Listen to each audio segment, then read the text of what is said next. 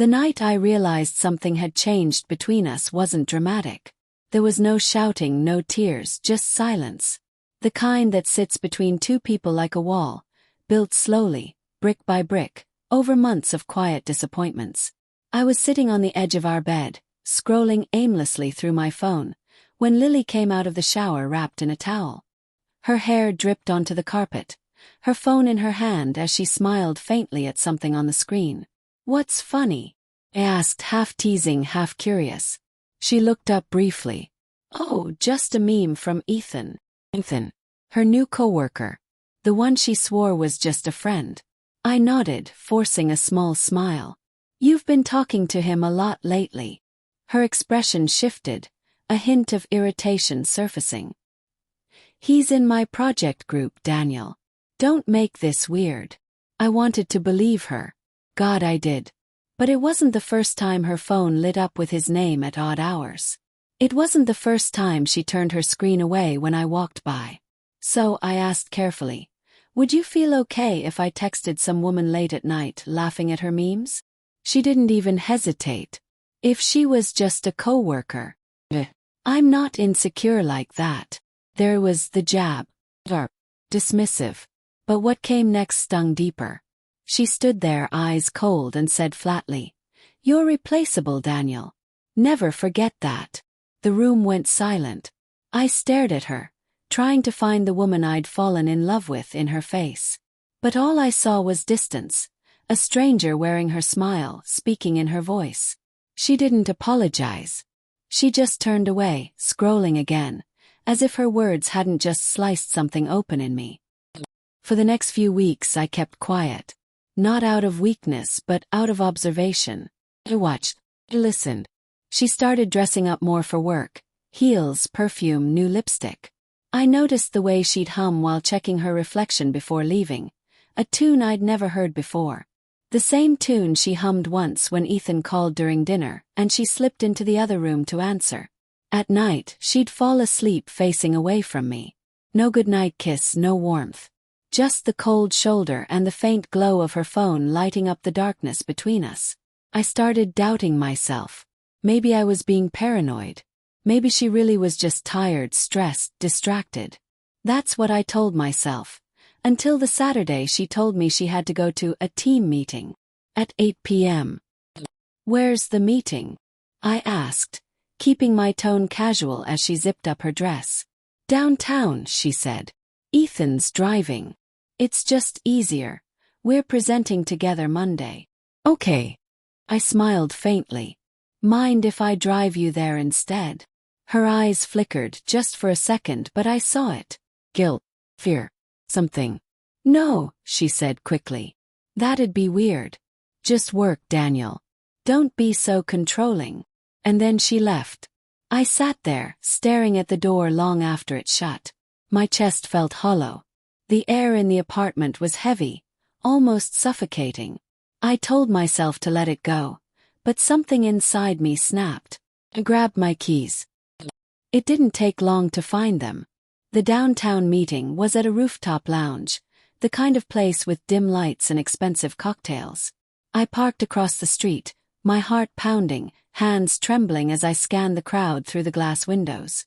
And then I saw her, Lily, laughing, hair flowing in the breeze, her hand on Ethan's arm.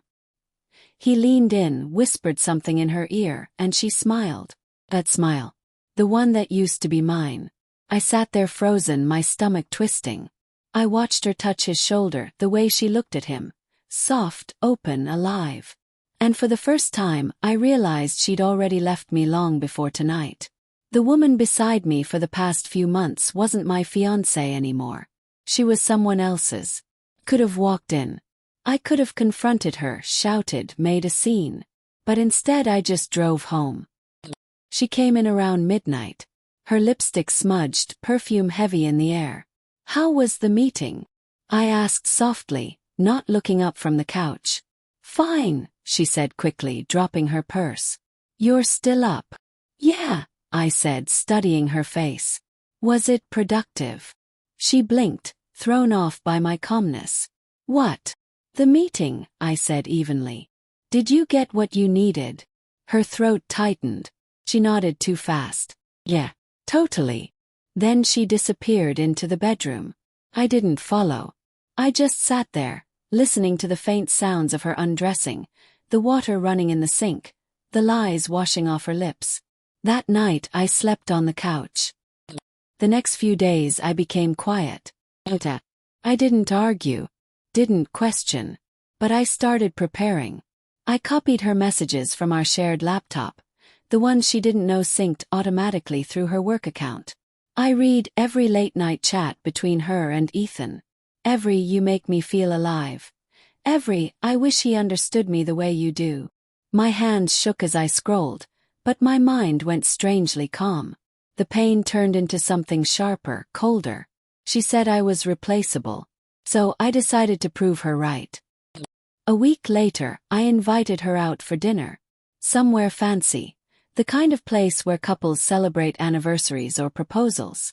She dressed beautifully, radiant as ever, thinking everything was fine again. Halfway through the meal, I slid an envelope across the table. "What's this?" she asked, smiling uncertainly. "Open it." She tore it open, expecting maybe a card or tickets. Instead, her face drained as she pulled out printed screenshots. Her messages. Her lies. Her lips parted. "Daniel, I can explain." I leaned forward, voice calm but deadly steady. "No need. You already did in those texts." "Please listen," she stammered, tears welling up. "It was just flirting. I swear nothing happened." I looked at her, really looked. "You told him you loved him." Her face crumpled. I was confused. "You've been so distant." "Because you told me I was replaceable," I snapped, my voice cracking for the first time. "You made me feel like nothing I did mattered. Like I was just temporary." She covered her face, sobbing quietly. The restaurant buzzed around us, the clinking of glasses and soft music, a cruel contrast to the wreckage between us. "I didn't mean it," she whispered. "I was angry. I wanted attention. But I love you, Daniel. I do." I took a deep breath. "No. You loved who I was when I didn't question you. When I let you do whatever you wanted.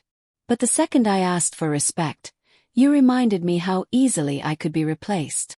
She reached across the table, but I pulled my hand back. "I'm not angry," I said. "Not anymore. I just understand." That night I went home alone, packed a small bag, left my engagement ring on the counter. She called for days, texted, cried, begged me to come back, said it was a mistake, said she'd end it with Ethan. But betrayal doesn't end with words. It lingers, in silence, in memories, in the way trust never fully grows back. I didn't respond. 3 months later, I ran into her by accident at a grocery store.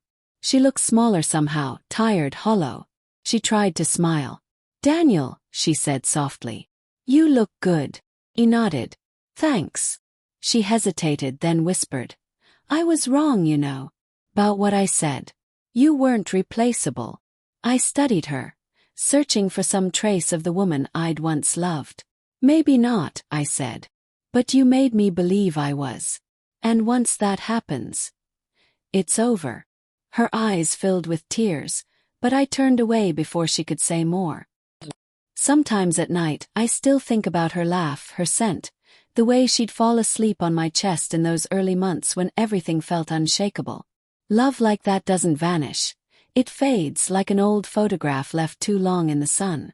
But now, when I remember her saying those words, "You're replaceable," I don't feel pain anymore. Just clarity. 'Cause she was right in a way. I was replaceable. And so was she. The difference is, I never had to remind her of it. Months later, when I finally started seeing someone new, a kind, grounded woman named Claire, I realized something important. Love isn't proven by grand gestures or words whispered in candlelight. It's shown in consistency, respect, in knowing that the person beside you values your presence enough to never make you doubt it. Lily once told me I was replaceable. Claire, without saying a word, made me feel irreplaceable. And that's when I knew I'd healed. Not because I stopped loving Lily, but because I no longer needed her to love me back.